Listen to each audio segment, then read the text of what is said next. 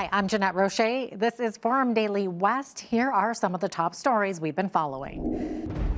The CTF today launches a court case against the government's capital gains tax hike. Plus, Premier Doug Ford calls early election, sending Ontarians to the polls next month.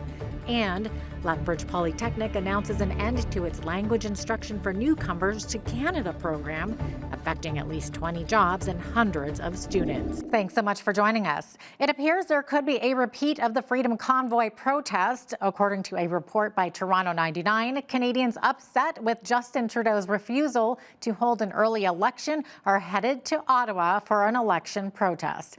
Several accounts on X are proposing the idea of a repeat of the mass protests held in Canada's capital back in 2022. One X user who seems to be spearheading the movement says, quote, "I want to make the objective of hashtag Convoy 2025 clear. Canadians are fed up with Trudeau and every party has lost confidence in his government. Proroguing Parliament to hold on to power is what a dictator would do. We're calling for the end of a prorogation so a vote of non-confidence can be tabled," end quote. According to the website Convoy Watch 2025, the original Freedom Convoy 2022 leaders are trying to stop this planned election convoy to Ottawa, which is being planned to coincide with the Freedom Convoy's 3-year anniversary. The World Economic Forum got underway this week in Davos, Switzerland, and Conservative leader Pierre Poilievre wants to ban all federal cabinet ministers from being involved in it. Today, he posted on his X account that the World Economic Forum elites are again meeting to talk about how, quote, "you will own nothing and be happy," end quote. Poilievre goes on to say it's an agenda Liberal leader candidates Mark Carney and Chrystia Freeland share. He also included a link to an online petition to ban ministerial involvement in the WEF. He claims the public funds spent on these trips to Davos would be better used to support hardworking Canadian families. He says the policies of the WEF do not align with those of Canadian families. Well, the federal government is providing a $1 billion loan to Canada Post amid recent financial struggles. Canada Post says the funding will help it maintain solvency and continuing operations, but does not solve its structural issues. Public Services and Procurement Canada says the money will be provided on an as-needed basis and calls it a, quote, "needed financial bridge." The lifeline comes after a strike by Canada Post workers brought mail delivery to a halt late last year until the federal government stepped in to end the job dispute. Liberal leadership candidate Chrystia Freeland says if elected, she would scrap the changes to the capital gains tax, a tax that she introduced as finance minister. Freeland originally defended the changes to the inclusion rate, saying they were meant to address issues of tax fairness. She also told the media on Thursday that should she become the Liberal leader, she would propose to put in place a mechanism for the party to turf unpopular leaders in the future. We can never again be in a position where the leader is the only person who decides who the leader is. And I think Liberal Party grassroots members and caucus need to have a greater say in what we do and how we do it. Lethbridge police are looking for a man who allegedly offered a ride to a 14-year-old boy, then sexually assaulted him in his car on January 17th. Police say the boy was offered the ride while walking down Temple Boulevard at around 4:45 p.m. He was then driven to a secluded West Side location and sexually assaulted before being dropped off at a traffic circle on Métis Drive. Police have released this composite sketch of the suspect, who was described as Caucasian, between 30 to 40 years of age, clean-shaven with a pointy nose and some wrinkles. It was also noted he might have spoken with a stutter. The vehicle is described as a red Nissan Altima made between the years 2013 and 2020. It has black winter rims and chrome trim lines. Police ask anyone who recognizes the man or his vehicle or has more information to call Lethbridge Police at 403-328-4444 and reference the case number on your screen. Well, the Lethbridge Police Service has developed a new vulnerable person registry set to launch on Monday. With this new system, individuals and their guardians can voluntarily share information about medical conditions, preferred communication methods, sensory preferences, and other relevant information. The data collected will help police in their response to critical situations involving vulnerable people.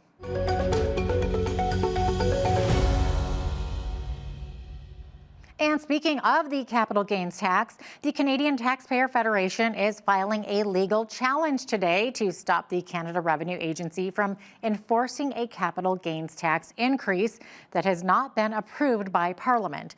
The CTF is seeking urgent relief from the federal court to block the CRA's enforcement of the proposed tax increase.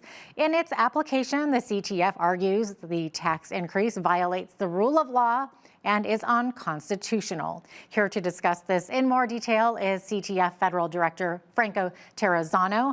Franco, thanks for joining me. You say that the government has no legal right to enforce this tax hike. Why do you say that? You know, no taxation without representation is more than just an important principle or a catchy slogan. It's enshrined in the Constitution of Canada. It's Parliament's job to approve tax increases, but the government failed to introduce legislation, to debate legislation, or to pass legislation into law. And yet the CRA is still planning to go ahead with this illegal and undemocratic tax hike. And so that's why the Canadian Taxpayers Federation has launched this legal challenge in the federal courts to stop these unelected bureaucrats from taking billions of dollars from Canadians through this undemocratic and illegal tax increase. Okay, so Franco, tell me, what types of people would this affect? I would imagine this is people who maybe have a second rental home. Yeah, this is going to affect many Canadians.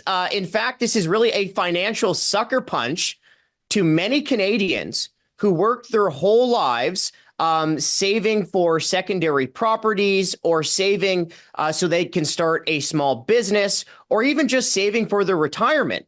Right. This is not only an undemocratic and illegal tax hike, but this is also going to blow a huge hole in Canada's economy. A recent report from the C.D. Howe Institute think tank estimates that the capital gains tax increase will blow a $90 billion hole in Canada's economy and mean 400,000 fewer jobs. So, you know, yes, we are taking the Canada Revenue Agency to court over this illegal tax hike, but also this tax hike would mean major damage to the Canadian economy.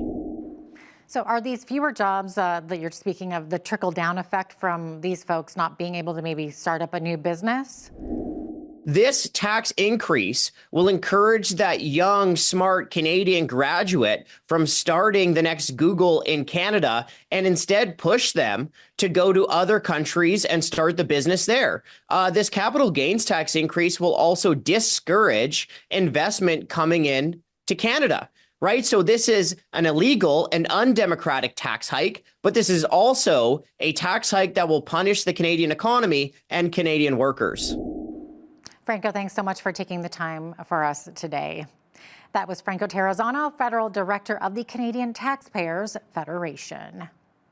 Ontario Premier Doug Ford says he will be calling an election next Wednesday. That election call would send Ontarians to the polls on February the 27th, more than a year before the 2026 fixed election date. Ford is using the threat of 25% tariffs from U.S. President Donald Trump to justify his early election call. Ford says the tariffs as proposed will affect all industries and families in the province. We need a mandate from the people to fight against Donald Trump's tariffs, the attack he's coming against our families, our businesses, our communities. And with a strong mandate, we will be able to fight with Donald Trump to make sure we stop the tariffs and make sure that we give certainty to the people of Ontario. It may take investing tens of billions of dollars, We'll do tens of billions of dollars. It's no different than during the pandemic. We'll make sure we secure people's livelihoods, and I will do whatever it takes to protect the people of Ontario, in turn, because we're the engine of Canada, protecting all Canadians. We will not back down. Turning our eyes to the west, United Nurses of Alberta is planning to host 13 different Day of Action rallies in cities across the province on Saturday, including right here in Lethbridge. The president of UNA Local 120 says the union is bargaining once again with the government. They are advocating for more respect from the government, fairer wages, and adequate staffing. The Lethbridge rally will take place outside Chinook Regional Hospital on 10th Avenue South at 11 a.m. We've seen significant dismantling of our healthcare system and an ongoing impact because of these changes without any consultation from the union or the nurses.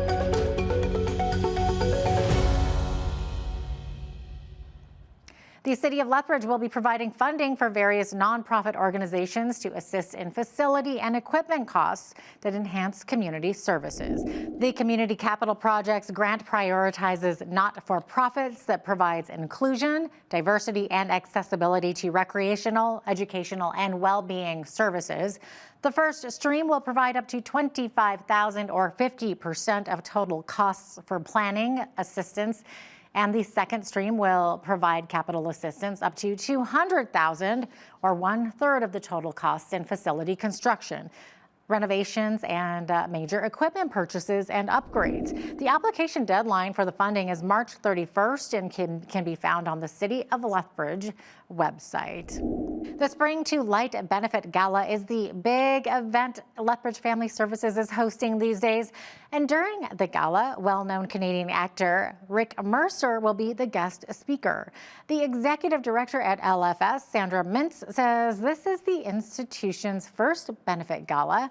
Mintz explains what the funds will be raised for and what the goal is. Our goal is $50,000. We would love to make more, and we do think that the community will respond very generously to this fundraising event. It will go to pay for important programming for our clients, and particularly around mental health. And we hear so much today about the importance of mental health. To end the night on a very high note, we're going to have celebrity guest, Canadian icon, comedian Rick Mercer is going to be spending some time with us, and he's going to be making us laugh. And he's kind of the cherry on the top to end a great night for a great cause.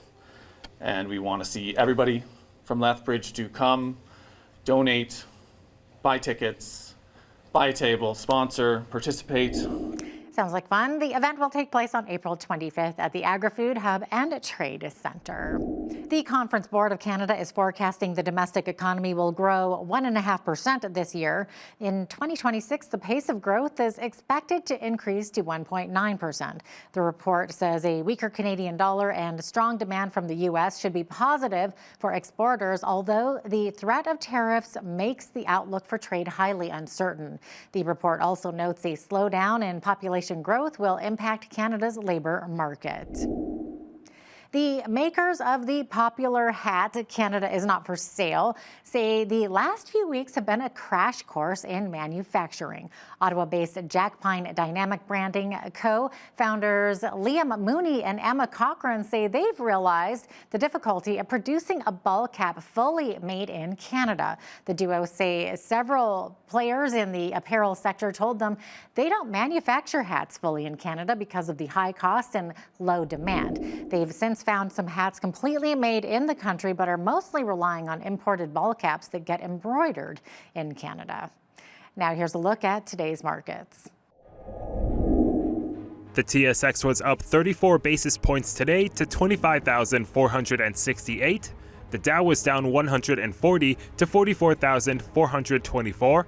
The S&P 500 was down 17 points to 6,101, and the Nasdaq was also down 99 points to 19,954. West Texas Intermediate oil was up 4 cents to 74.66 US per barrel. Natural gas was up 8 cents to 4.02 US.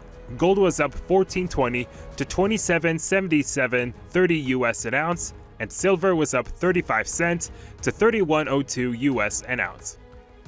Feed wheat is at $8.55 per bushel, barley is at $6.57, canola is at $14.51, and corn is at $8.45 per bushel. Live cattle February contract was up $3.67 to $204.77. Feeder cattle January contract was up $1.62 to $278.70, and lean hogs February contract was up 17 cents to $82.30.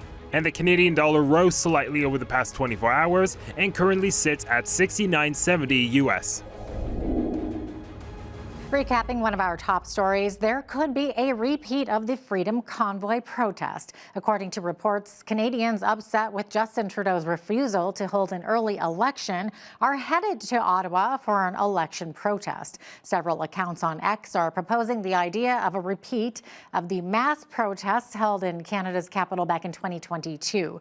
One X user who seems to be spearheading the movement says, quote, "I want to make the objective of #Convoy 2025 clear. Canadians are fed up with Trudeau and every party has lost confidence in his government." That is your Forum Daily West report. I'm Jeanette Rocher. Thanks so much for watching.